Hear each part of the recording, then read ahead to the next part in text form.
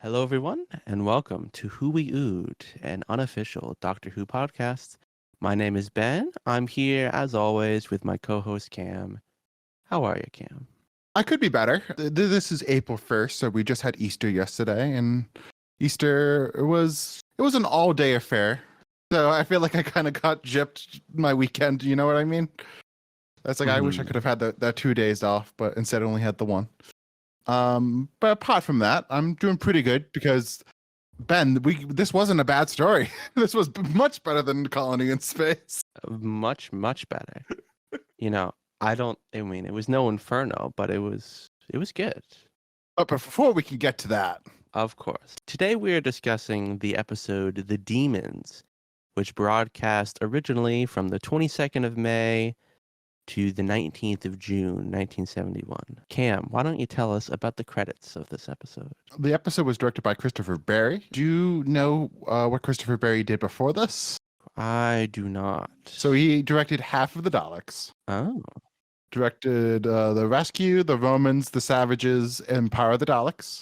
This is for his first story in color, and we'll go on to do the Mutants next season, and then we'll do Robot, Brain of Morbius. So he's a pretty much one of the big directors of the show that did multiple iconic episodes. Mm-hmm. Then the writer for this episode is Guy Leopold, who I think this might be the first time that on Who We Ood that we ran into this, that this guy does not exist. This is just a pen name. The person who actually wrote it, yes, this is the first time because then Barry Letts directed Terror of the Autons, but they just had no credit. This one, Barry Letts wrote, and he had a co-writer, Robert Sloman, who Barry Letts, of course, is the producer of the show, and this is the first time writing for Doctor Who. Who will write an episode for Doctor Who for the next couple of seasons. Something that I found interesting, you already talked about the dates, that the first time the viewing figures, the high was on episode 1. It reached 9.2 million, but this was later re-edited into an omnibus. Did you read about that? I did not. So there's a 90-minute omnibus version of the Daemons. Huh. And it's on there's a second Blu-ray in the season 8 collection set of the omnibus version. I did not get a chance to watch it. I'm very curious to see how the story works in 90 minutes because I feel like that could be awesome, or it could be another like the Daleks in color, which we'll do one day. That one is just cut to hell. that 90 minutes does not work. But again, that's a 7-parter. This is a 5-parter, so maybe that 90 minutes would actually be kind of tight. Yeah, it could work. There's definitely some filler here. But when they did show the omnibus version in 1971, it got higher viewing figures than it ever did during like the actual at 5-pot run. That got up to 10.5 million viewers, which is like really fucking good. The show would love to have that many viewers now, especially like on a repeat. But then like I guess repeats weren't that common on TV. But to transition from that, for the fun facts this episode, the first big one is that this was John Pertwee's favorite serial. His favorite? This was his favorite. Nicholas Courtney named it his second favorite after Inferno. I mean, he definitely had fun with it. I could tell. Pertwee or Courtney? Pertwee. Riding around on his motorcycle looking badass. On the Blu-ray, there's a great they did the third Doctor. Oh, I'm having a blank on what it's called, but like the VHS like intro of John just introing the Daemons, and he talks about it. He's like, "Oh, this is my favorite story." And he's in the full Doctor get up in the '90s and stuff. It's great. But yeah, like you said, it makes sense that this would have been one of his favorites because he gets to be the action hero this serial. Mm-hmm. And then there's the pretty iconic line in this story, chap with the wings there, 5 rounds rapid. Terrence Dicks originally cut the line, but then Barry Letts later requested it to be re-put into the script, which it kind of worked out because Nicholas Courtney later titled his 1998 autobiography 5 rounds rapid. So he must have liked the line enough that he named his autobiography after it. Mm-hmm. Interestingly, the head of serials, they requested Barry Letts to produce 26 episodes for season 8. but they only got to 25 episodes for season 8 because, and this one was only a 5-parter, which is kind of weird. That it's really rare for Doctor Who to do it's usually like a 6-parter or like it was 7 parts last season. It's kind of weird that this wasn't a 5-parter, and that's because of some production difficulties. It was shortened to 5, which was probably for the best because it probably would have just been more filler to it. Maybe the ending of season 8, not season 8, for part 5 maybe would have been a little bit more satisfying. Yeah, we'll talk about that. But overall, I think that was probably for the best because I think the pacing for this story is much better than a lot of what we've been dealing with. But I think that's all for the fun facts for this episode, Ben. Now we can move on to our next segment, which is, Ben, guess the action figure. Ben, here is the things that I'm going to give you. There's only a 3-pack for this story. Go, Ben. Okay. What do you think is the Demons 3-pack? Azal. No. No Azal. No. Well, it's gotta Too much be money. Bach. So yes, they did come up with a little Bach because you have to imagine which is the gargoyle. Like the character options who did the action figure range, like they don't have money for the Zal figure, but they can do a little gawk. Gotta love Bach. Oh, it was Bach. Yeah, I said gawk. Bach, of course. I'm gonna say Osgood, the little technician guy. No. No. Is it Hawthorne? Yeah, that would have been way too much money, Ben. Hint. The master, like in his ceremonial garb. Yes. We got it in the garb, and it looks pretty cool. Him with the Garon, except for I think in the episode, does he have his? Does it only is like from we see it's like the normal figure is still under there, so we still have like the normal figure like arms. Like, do we have his arms covered in the robe? Oh, I couldn't tell you. I'm gonna look. Let's see if this was just a cost cutting for. No, yeah, we do have his like black robes, his black like costume underneath the robe. So yeah, it's not a sacrifice that had to be made for a budget. So you have one more figure, Ben. Who do you think it's gonna be?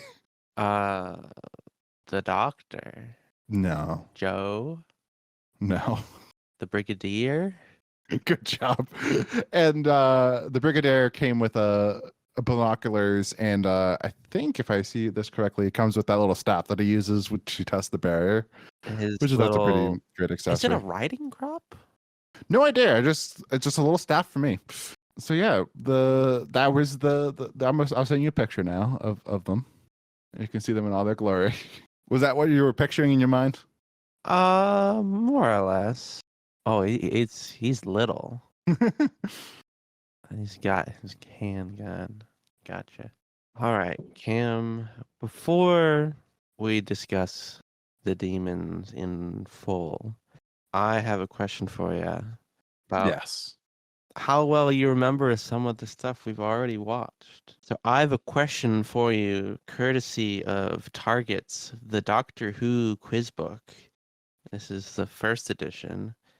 In Hit me, Ben. The Terror of the Autons, the Nestine consciousness was brought to Earth by means of a radio telescope. How did the Doctor and the Master succeed in sending it back into space? What did they do? That's a great question. I should be able to know this. I would imagine, right? If what I remember, they just hit some dials on the radio station. I just kind of set them back. But and that just what did those dials do? I would imagine they sent the radio waves to the ship or some shit like that. What's the legit answer, Ben? They reversed the polarity of the radio telescope. How the fuck did I not remember him saying reverse the polarity? How could that's that like how did we not even discuss that? We didn't even discuss that was the first time he said reverse the polarity.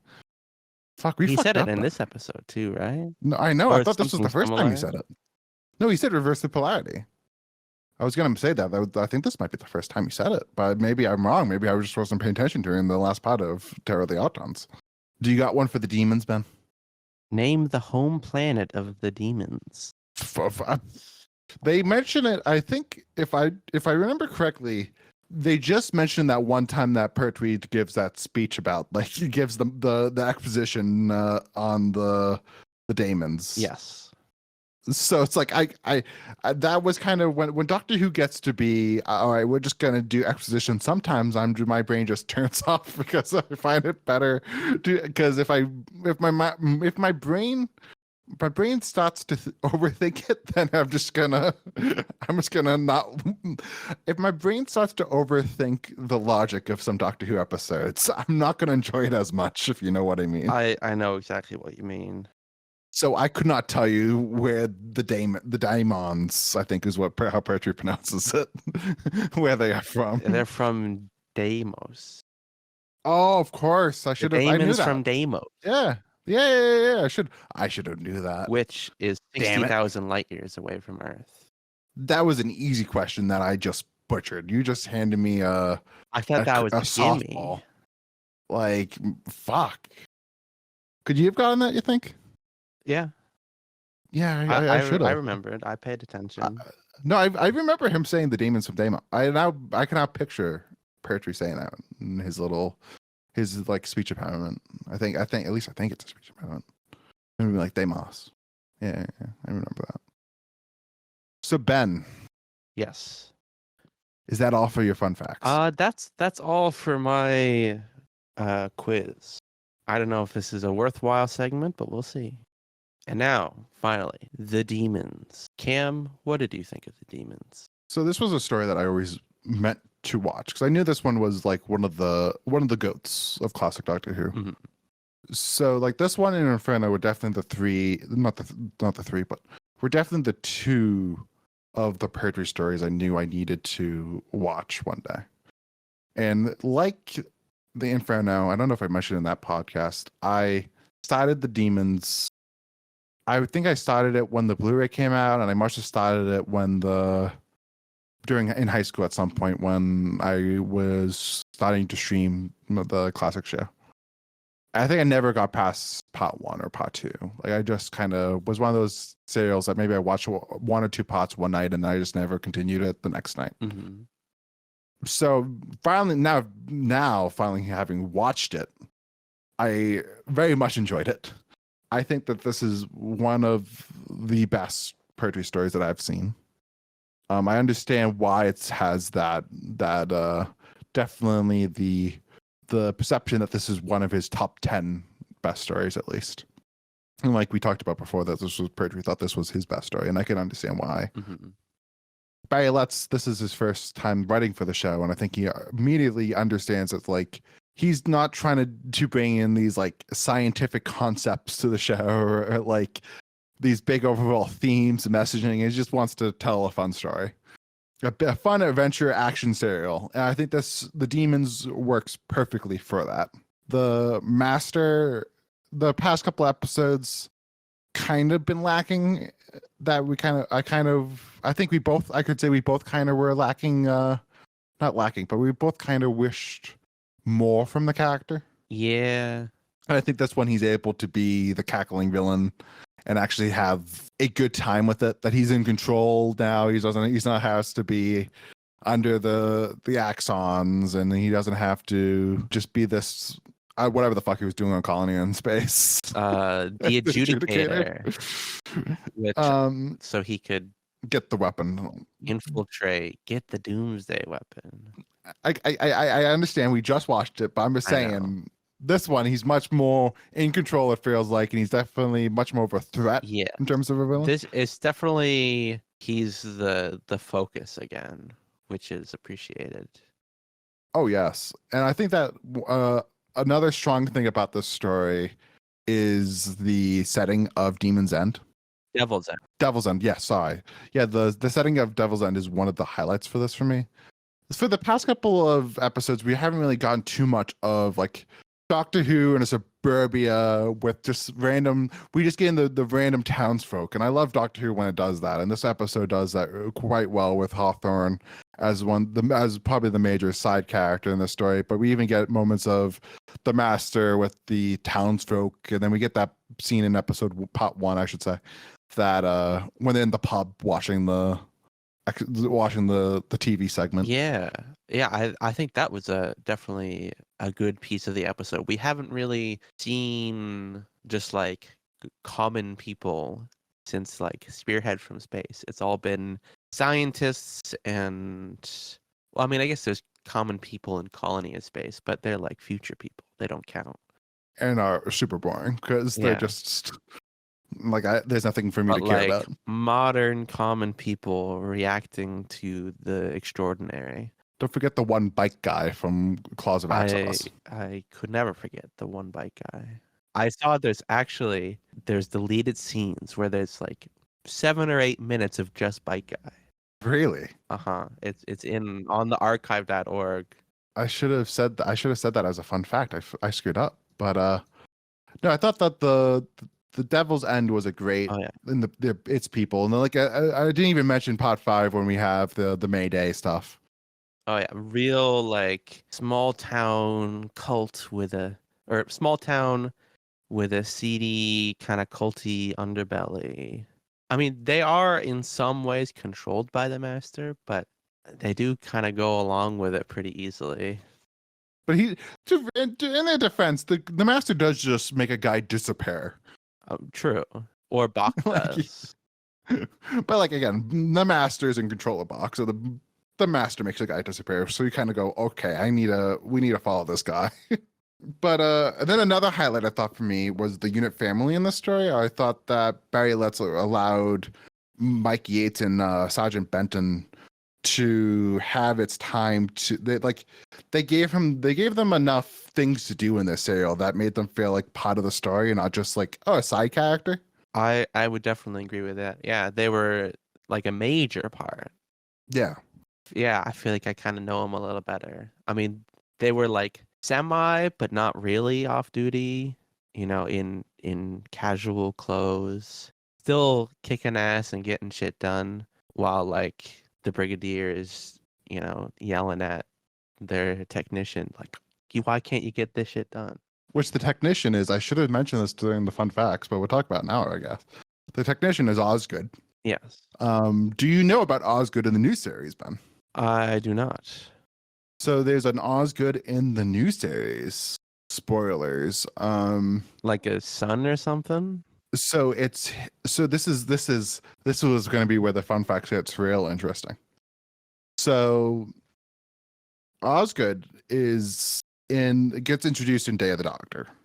Stephen Moffat's plan was for it to be Osgood's daughter in this story. But later on, there's a short story that referenced a father named Frank, which is not Tom Osgood in this story. So that complicates things. So it's kind of like, well, now Osgood in the new series is his niece. Again, none of Doctor Who is planned out, but it's supposed to be his daughter. But if you take into account that short story, it's actually his niece. Interesting. Something that's also interesting is that Tom Osgood is also, if you look at the TARDIS wiki, he appears a lot in the books, and then in the comic books he appears in it after Osgood is in his niece / daughter got introduced in the new series. He became much more important in the Third Doctor comic books, like the recent run. Interesting. I thought he was likable. A very incompetent, but in a likable way. At least incompetent compared to the Third Doctor, of course. Like you could see like why Stephen Moffat would remember Osgood enough to name a character after that later on in Unit. Mm-hmm. Like he's memorable enough in that sense. But no, that I loved all that stuff with the Unit and because we had the Mike Yates and Benton stuff being inside of Devil's End. But then we had that stuff with the Brigadier and Osgood being with the barrier. Mm-hmm. And that stuff is just fantastic. Of just I thought the first part in particular was kind of impressive for the show, that of the exploding car / bus truck, whatever the hell that is. Mm-hmm. That I thought was like, oh wow, this episode had special effects budget. It did indeed. But I thought that was pretty convincing. I thought that's, I would say, semi-famous moment of the Brigadier taking out his stick and is catching on fire was another great special effect for the show. Mm-hmm. But yeah, I thought that the use of Unit in the story was really strong. What did you think about it? Yeah. I think some of my favorite moments were like the Doctor exasperatingly talking with Osgood, trying to explain, oh, it's It's as simple of Einstein's theory of relativity. which is always like that's a thing that the Third Doctor does a lot that I love. That it seems like it's something that he does pretty frequently, of just explaining these big concepts and being like, what do you mean you don't understand it? It's really simple. Let me just explain it again for you. Yeah. And just the character just being like, I do not understand this. He's going way above my head and just thinking, oh, this is easy. You should be able to know. You don't know this. What do you mean? Do you know science at all? I think my favorite line, the doctor's explaining it. The brigadier says, "Oh, just trust the doctor. He knows what he's doing." And he turns to the doctor saying, "You do know what you're doing, right?" And the doctor says, "My dear chap, I can't wait to find out." That was my favorite line, I think. Very like the whimsical, kind of whimsical, but the curiosity where he always talks big, but is really just fascinated, seeing if he can do it. Which is a great thing about the Third Doctor, is that he is like a big trait of the Third Doctor. I think it's probably something that John himself put into the character, of always being in command of the moment, having that at least the gut instinct of always being in command. But you have moments like that it does kind of, maybe is this just a thing that he's playing up? Mm-hmm. But for the most part, he is that character that always is like, no, I'm in control. I know everything. I know what's up. Yeah, there kind of is always an interesting, you can never tell how much, the doctor knows and is put together in control, and how much there's like a duality to it. How much is just a front to seem that way. Do you know what I'm talking about? Oh yeah, like I think Pertwee, I would say, definitely is not in the camp for the most part. There's like a couple moments like the one that you mentioned. Not as much as like the but then like Doctor. Troughton is the 100%, that's his doctor, and then like the Seventh Doctor is the same way, and then Tom is like completely that, of just always playing up that like he is the bumbling idiot, but is actually the smartest man in the room. Yeah. Which I love. That's a characteristic of the Doctor that I love. And I love those Doctors in particular, the ones that are a little bit more the cosmic hobo quality to the character. To go back to the Demons. Yes. You didn't say what did you think of the Demons, Ben? Overall, I thought it was pretty good. Not amazing, not my favorite episode, but it's definitely top 10. I imagine it will be top 10 eventually, when it's all said and done. Like, it's good enough that tell me if I'm wrong, but like it's good enough that you would watch the omnibus version one day. Yeah. It's very good, very solid. Not like, I don't know if I would quite say it's a must watch yet, although of course I don't have everything to compare it to, but very fun, really good. But definitely I would say, like, if somebody came up to me and was like, all right, I'm going to watch classic Doctor Who, but I don't want to watch the whole thing. Give me what is the one episode for each season to watch. And like this would definitely be the one for season 8, I would imagine. That this is the, but maybe Terror of the Autons, because that's the introduction of Joe and Master. But this is I would put this as required watching for classic Doctor Who. Yeah, I think this and Terror are pretty close for me. But we'll get to rankings later on. Yes. What did you think of what is there to talk about, Ben? I guess we could talk about this. This, of course, season 8 is the Master season. And this is, I mean, he has more appearances, more Roger Delgado appearances, but this is the last where it's like every episode. I wanted to share, I've been watching Doctor Who with my family and my mother. In episode 1, when my mother saw the Master first appear in like the clergy robes, she said, "This guy again?" Which I think, I like the idea of a Master season. Not all of it used him well, and I think not all of it needed him to be there. No, it definitely, I think the season overall, which we'll talk about the season overall at the end of the episode. Yeah. But something that I would say that you could have cut him from The Cause of Axos and Colony in Space. If we just had that 2 episodes without him, then that would have been this would have been a good, oh yeah, the Master. I would agree with that, yeah. He didn't need to be in Claws of Axos at all. He didn't really need to be in Colony in Space. No, it could have just been that the Time Lords said, "All right, we're gonna send the Doctor because there's this thing that needs to the Doomsday weapon there, and he needs to check up on it or some shit like that." Yeah, no, it could have been just like the IMC are trying to get their hands on it. The Master did not need to be there. But no, this is definitely one of those that he's used very well. Definitely, maybe still a little bit more cartoonishly evil than I might want from him. But he does the evil laugh so well. Then Delgado has it nailed. He does indeed. He's got that like cult chanting gibberish down. He sounds great. And he is just like eating it up during those sequences where he's trying to summon Abzul. No, it's Abzul, right? Azal. Azal, yes. Azia. He's trying to summon Azal, and the fun fact is that he's just saying Mary had a little lamb backwards for that one. But when he's trying to summon him, he is just having the time of his life saying that dialogue and hamming it up. Oh and yeah, doing the evil laughs in that robe, like. And then even like for pot one, when he's in the priest outfit, you're just like, oh yeah, this is gonna be a fun one.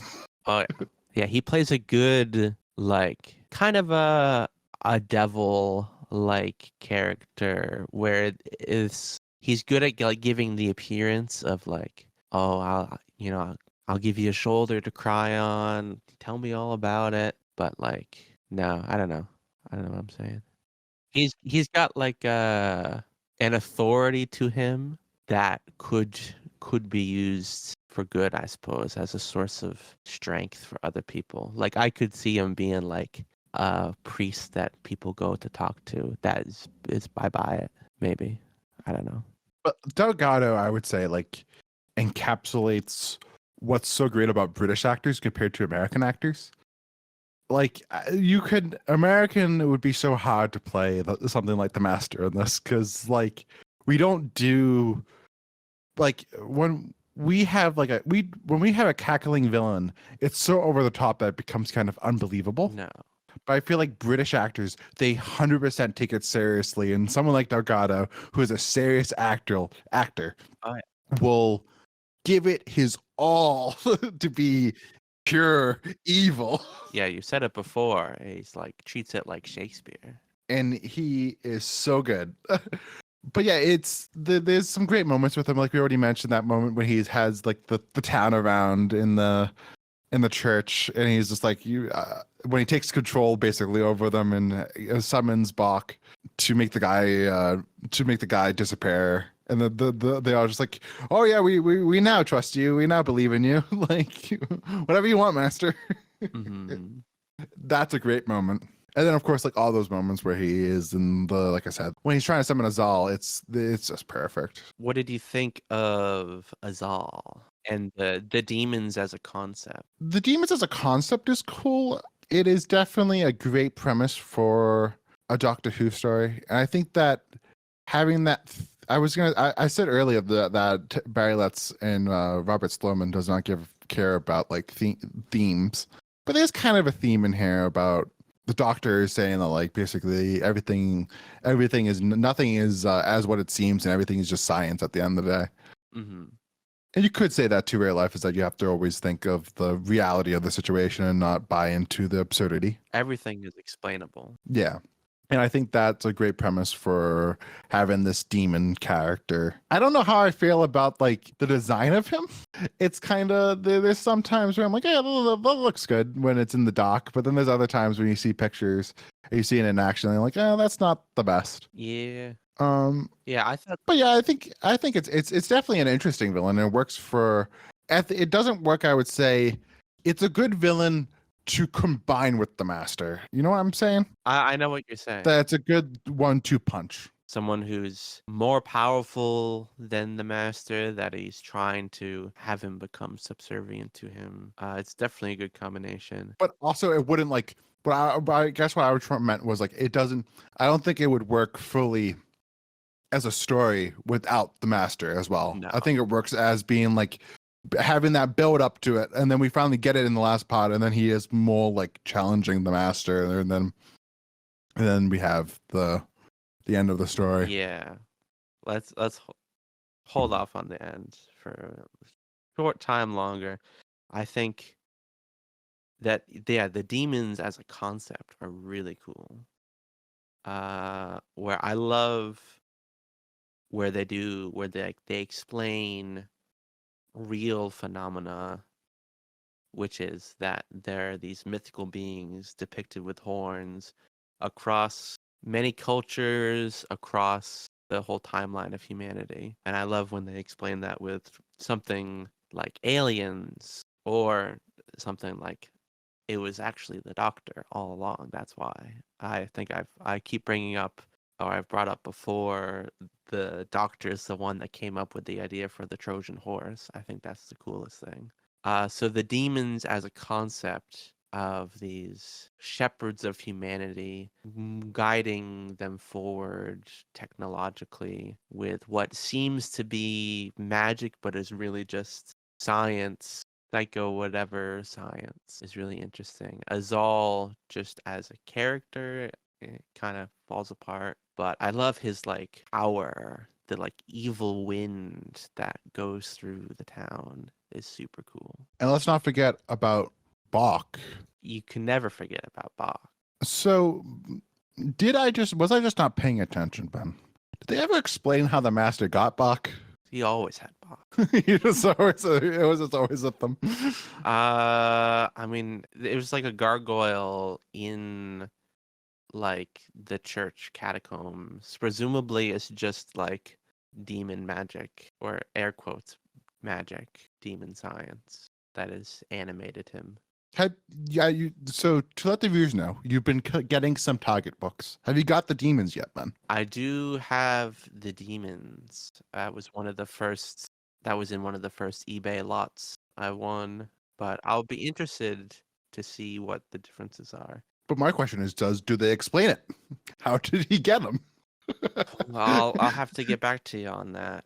This godlike little guy who steals the show at the end when we already mentioned the famous line of when the brigadier says, why am I having a blank? Let me pull it up. When the brigadier says, "Chap with the wings there, 5 rounds rapid," which is a great moment. And finally, is it Benton brings out a RPG? But you spoil it because you have also that moment before that where there's like a dozen unit soldiers just firing at this little guy, not doing jack shit. Oh. And then Benton's like, "Oh yeah, I gotta bring up the big boy." Oh no! Before that, right when the brigadier arrives, he sees Bach just standing there, and he says, "Oh, we'll sort that out." And he has one guy said, "Oh, shoot at him," and it is literally nothing. And then it cuts to like a dozen of them all shooting it, doing nothing. And then one guy dies. And one guy dies. That poor unit soldier that just gets. What do you think? Do you think he kills him, or do you think he just sends him to like a different dimension? Probably he's just dead. Like that. That's an awful.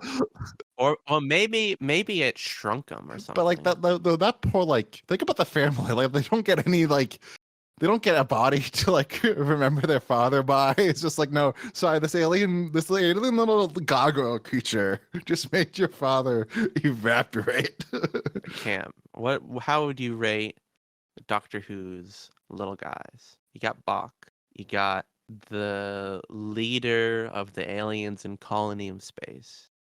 You have, I hate to bring it up again, but you have the doll. I had to be Bach because Bach's what proves it is Bach is the only one that has an action figure. That's true. And there's a reason for that because he is that design is iconic.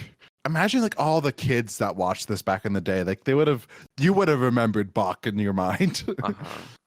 Especially that end moment that you'd be like, remember when the unit blew up that little statue guy with the bazooka? And it's another example of like Doctor Who making the ordinary supernatural or whatever you have said. Yeah, Stephen Moffat just stole Bach for the Weeping Angels. It is just a ripoff of Bach. But yeah, what else is there to talk about? All right, let's talk about how Azal was defeated. So he he gets defeated by how exactly, Ben? Okay, so they, as all the Doctor and the Master are debating for like 10 minutes about should he destroy the Earth, who should he pass on his power. Finally says, "Okay, Doctor, you've convinced me. I will grant you my power." And the Doctor says, "No, I don't want it. I just want you to get the fuck out of here." And then he was like, "You're denying this wonderful power? That is illogical. Master, I'll give it to you instead. And you, Doctor, I'm gonna kill you." Which, like, he did not like. When I was watching that, I got to that moment. So like, he is just so easily convinced, and Azal does not have a brain cell in his fucking mind. No. Oh, He's just like, well, if you say no, I'm going to give it to the complete opposite guy. the guy that you've just demonstrated should not have it under any circumstances. I will give it to him instead. So he uses his Force Lightning powers to start to kill the Doctor. And Joe says, "No, don't kill him. Kill me instead." And this just blows his fucking mind that someone would be so illogical to sacrifice their own life for someone else. He just cannot compute. He literally blows up because it makes no sense to him, which is kind of stupid, I think. If this was like an AI computer, sure, yeah. But having just like a guy blow a fuse doesn't make sense. They're trying to make Joe more heroic. She does a lot of heroic things in this story. But maybe this was what I mentioned before, that this was supposed to be a six-parter, so maybe they had to change it. Like, they had the idea for how it was supposed to resolve it more satisfyingly. Yeah, if having known that this was originally going to be a six-parter, I bet there was one more episode, and they said, "Oh shit, how's he gonna get him?" And they came up with this. Which is definitely a weak point, but it happens so quickly that it doesn't really hurt the story that much. No. Because it kind of just like it just happens, and then it's just like, all right, story's over. Then they all sang and did the And Mayday. then they all do the fertility dance. It's all good. And then of course we have the Benton Bach explosion at the same time, which is what the audience really cares about. Yes. But what did you think of? We mentioned it earlier why John would have loved it, but what do you think of his action movie star antics in this episode? Oh yeah. I thought he was really good. Has a lot of opportunities to be heroic. He's like riding around on his motorcycle through town, dodging bullets. He's pretty cool. No, but like we have to discuss, Ben, the Doctor Who somehow in this episode, this serial, was able to do a helicopter motorcycle chase scene. I totally forgot about that. Yeah. Like, how did Barry Letts fit that in the budget? I have no idea. I thought to myself, and I wrote down, wow, how the hell did they do that helicopter explosion? Do you want to know how they did that helicopter explosion, Ben? A model? No, they just bought it. That was from a James Bond movie. Ah. And they just bought the rights to the helicopter explosion, which is why it looks so good. Doctor Who couldn't afford that. Yeah. It was one thing I was thinking about this episode. They actually have pretty decent fight choreography. Like when that guy's trying to hijack the helicopter. Yeah. And him and Yates? Yeah. No, that's Benton. Benton does it. I forget who it was. But yeah, when the two of them are like fighting, that was pretty good. Oh, no, it is Yates. No, I fucked up. Yeah, it's Yates because Benton's in the... Yates goes off and then Benton's with Hawthorne. So I think it is Michael Yates. I think I fucked that up. You were right to begin with. Thinking about it again, we can check the wiki. But I want to say now it was Benton because I think it was Yates that went to go find Joe. See, Ben, this is kind of faggoting me because now I'm like, which one is it? It is Yates. I was right the first time. Yeah. What did you think of Miss Hawthorne? I thought she was a great side character for this story. That it's always great too when we talked about earlier of just having like the townsfolk into Doctor Who. Mm-hmm. And I think that she was a strong side character for a story that allowed us to have that the good side of the magic for the Doctor to be in contrast of What did you think of her, Ben? Oh yeah, she was good. I'm just reminded of her going in the last episode, I think it was, to save the doctor who's being tied up, and she says, "Oh, this is the warlock, whatever," she says. She's pretty crafty, quirky, very likable. Think she's good enough to have a spin-off TV show by Real Time Pictures that came out a couple years ago. What? I did not see this. Are you familiar with Real Time Pictures? Yes, I am. In 2017, they did The White Witch of Devil's End. It's the character and the actress back. It's a 6-part thing, kind of TV show, but it's all just like on one DVD. And then there's an anthology novelization of that, The White Witch of Devil's End. And there's also Devil's End comic books with her in it. That is kind of hilarious. I did not even know like Real Time was even doing stuff in like the modern age of the show. Yeah, they didn't for a long time, but a couple years ago they did The White Witch of Devil's End, and they did Syl and the Devil Seeds of Arador. I did see that one. I didn't watch it in full, but I do. I remember in the fandom when that was coming out, I was just like, oh my god, this looks awful. Yeah. What? Get hyped for little boy Syl. I don't know if I can say that, but get ready, man. Oh, I'm so ready. Syl is wonderful. Aren't you excited for Deimos Rising as well with demons? Let's I think the less we talk about like the fan films, the better. They're semi-officially licensed though, not from the BBC. Kate Ledford Stewart is in this. That's hilarious. They have My like the God. real actors doing it. No, but like that's like a new series actor. That's hilarious. My God. I'm sure I will force you to have us review it at some point. Wait a minute. So I don't know how. All right, this was released in 2004, direct to DVD. But then how is Kate Ledford Stewart? Oh, it's not Kate Ledford Stewart. It's a different Kate Ledford Stewart. That makes sense. That's actually hilarious that they decided to use her in the new series, but not the actress, of course. Mhm. My God. All right. What do you say? Unless you have any more thoughts, let's talk about the cliffhangers. So the cliffhangers for this story. Cliffhanger number 1: the cave is open. The doctor is unconscious. Frozen solid. Cliffhanger number 2: little gargoyle man comes to spook Joe and Doc. Hey, he has a name. See, this was the notes for when I was doing it, of course. Yes, Bach advances on Joe and the doctor in the Devil's Hump. Part 3: the master summons the Absul. Azal. I'm gonna fuck this up this whole entire time. I don't want you to edit out any of my fuck ups. This is just the episode now. Is that I can't fucking remember. His name is Absul to me. Yes, about to attack the master. Oh no. And part 4, he does it again. He summons Azal again, and we see him this time. Grow into full size. And then I thought of the actual ending to part 5. Something that I wanted to talk about was they get the master. They kidnap him. They right? finally And they got lock him. up.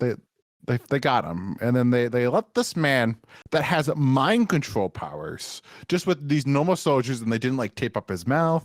They didn't like do anything. They just said, "All right, he's good. Let him go." Yeah. These guys, mind control powers. Yep. Done.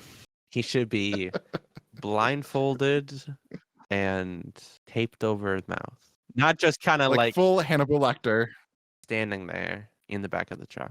So, what did you think was the best cliffhanger out of the bunch, Ben? Maybe episode 3? The Azal about to attack the master. I'm voting. I think the best one's probably number 1. Number 1, I thought was a strong ass first pot cliffhanger of the cave opening and the doctor's unconscious. It's a great way to just introduce you to that like not to introduce you, but like to get you hooked on the story right from the very beginning. That would probably be my vote. So Ben, what would you rank the demons like overall?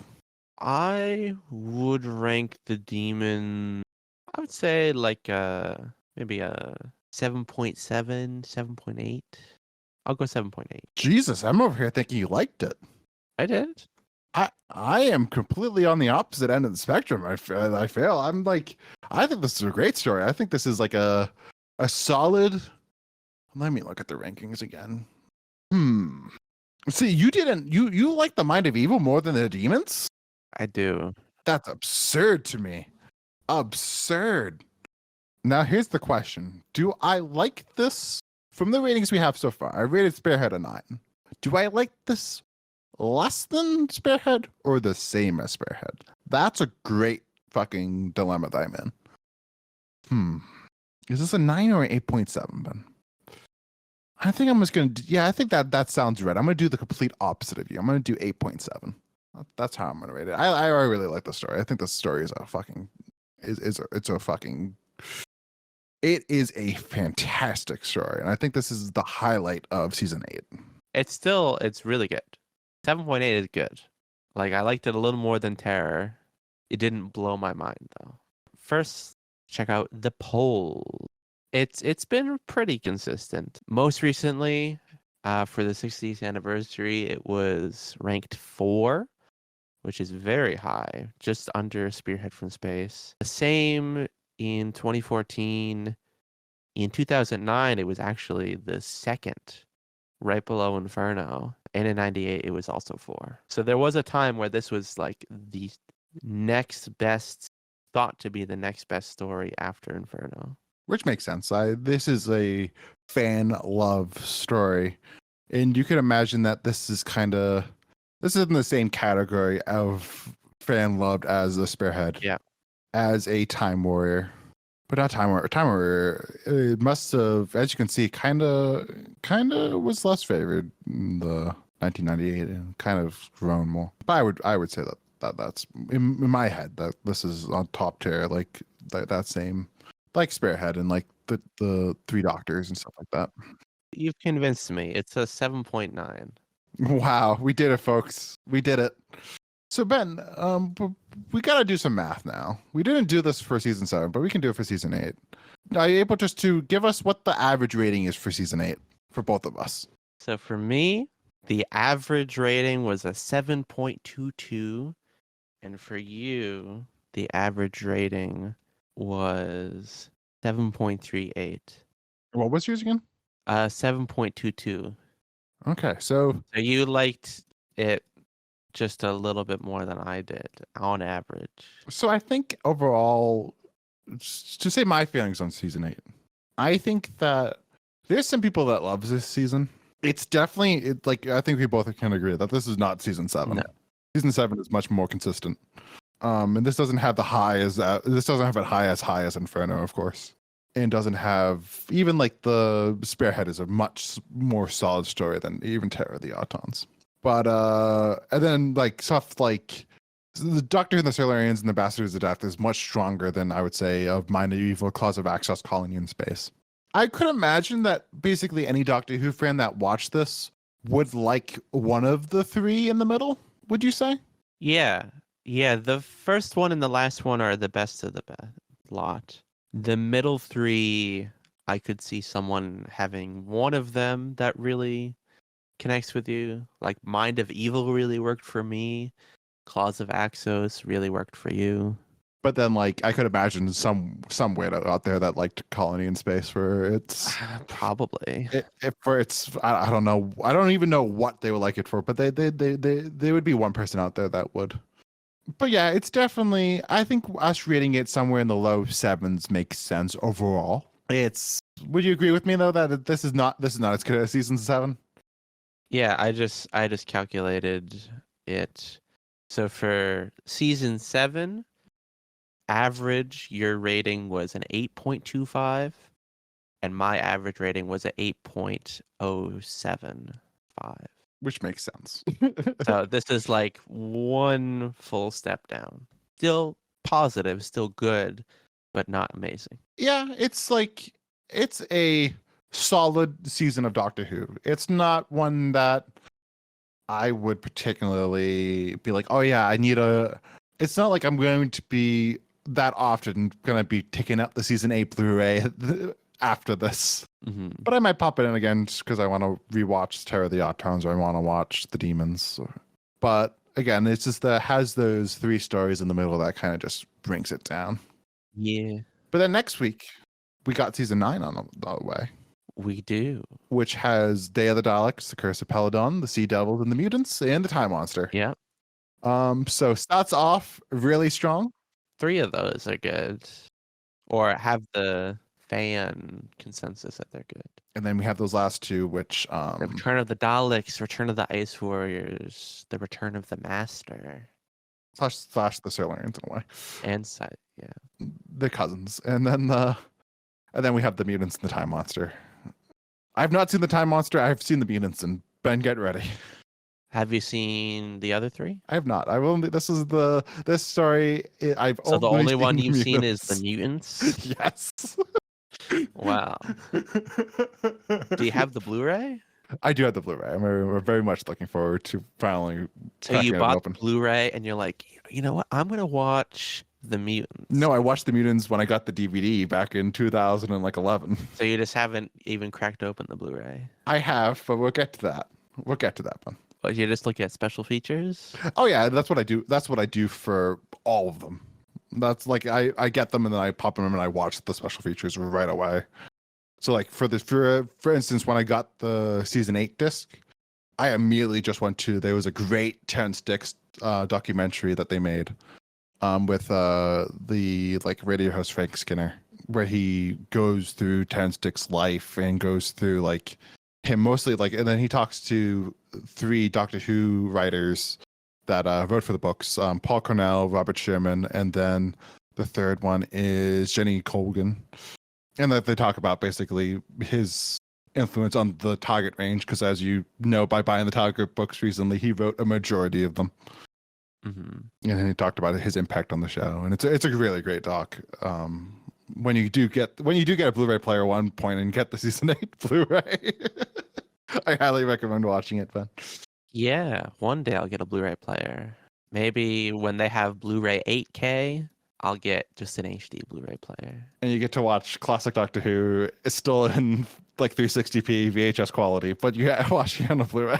Oh yeah, that's the dream. But anyways, like I said, join us next week to watch Day of the Daleks. Yes. Daleks are back, baby, in color. Yeah. Please, if you're on YouTube, like, comment, subscribe, share with your friends. If you're watching on Spotify or listening on Spotify, Apple Podcasts, or any other podcast platform, give us a follow, give us a rating. Tell us what you think. Follow us on Twitter, Facebook, TikTok. For every episode of the show, we're also releasing a YouTube short or TikTok or Instagram reel. One or multiple of them to go along with it. Check those out. Thank you so much for listening. Goodbye, everybody. Have a great rest of your day.